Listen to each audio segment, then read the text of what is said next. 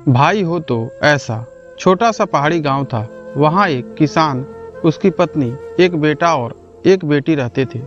एक दिन बेटी की इच्छा स्कार्फ खरीदने की हुई और उसने पिताजी की जेब से 10 रुपए चुरा लिए।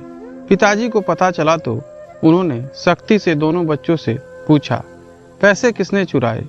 अगर तुम लोगों ने सच नहीं बताया तो सजा दोनों को मिलेगी। बेटी डर गई। बेटे को लगा कि दोनों को सजा मिलेगी तो सही नहीं होगा। वह बोला, पिताजी मैंने चुराए। पिताजी ने उसकी पिटाई की और आगे से चोरी ना करने की हिदायत भी दी। भाई ने बहन के लिए चुपचाप मार खा ली। वक्त बीतता गया। दोनों बच्चे बड़े हो गए। एक दिन माँ ने खुश होकर कहा, दोनों बच्चों के रिजल्ट अच्छे आए हैं। पिताजी दुखी होकर, पर मैं तो किसी एक की पढ़ाई का ही खर्च उठा सकता हूँ। बेटे ने फौरन कहा, पिताजी मैं आगे पढ़ना नहीं चाहता। बेटी बोली, लड़कों को आगे जाकर घर की जिम्मेदारी उठानी होती है, इसीलिए तुम पढ़ाई जारी रखो, मैं कॉलेज छोड़ दूंगी। अगले दिन सुबह जब किसान की आंख खुली तो घर में एक चिट्ठी मिली। उसमें लिखा था, मैं घर छोड़कर जा रहा हूँ, कुछ काम कर लूँगा और आपको पैसे भेजता रहूँगा। मेरी बहन की पढ़ाई जारी रहनी चाहिए। एक दिन बहन हॉस्टल के कमरे में पढ़ाई कर रही थी। तभी गेट कीपर ने आकर कहा, आपके गांव से कोई मिलने आया है। बहन नीचे आई तो फटे पुराने और मैले कपड़ों में भी अपने भाई को फौरन पहचान लिया और उससे लिपट गई। बहन ने बोला, तुमने बताया क्यों नहीं कि मेरे भाई हो?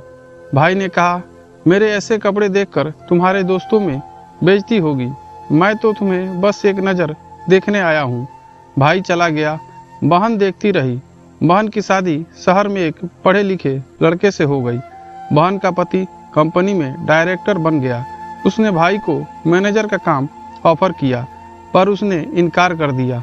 बहन ने नाराज होकर वजह पूछी तो भाई बोला, मैं कम पढ़ा लिखा होकर भी मैनेजर बनता तो तुम्हारे पति के बारे में कैसी कैसी बातें उड़ती, मुझे अच्छा नहीं लगता। भाई की शादी गांव की एक लड़की से हो गई। इस मौके पर किसी ने पूछा कि उसे सबसे ज़्यादा प्यार किससे है?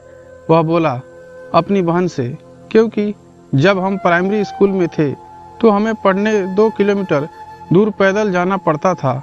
एक बार ठंड के दिनों में मेरा एक दस्ताना खो गया, बहन ने अपना दे दिया। जब वह घर पहुंची तो उसका हाथ सुन्न पड़ चुका था और वह ठंड से बुरी तरह कांप रही थी। यहाँ तक कि उसे हाथ से खाना खाने में भी दिक्कत हो रही थी। उस दिन से मैंने ठान लिया कि अब जिंदगी भर मैं इसका ध्यान रखूंगा।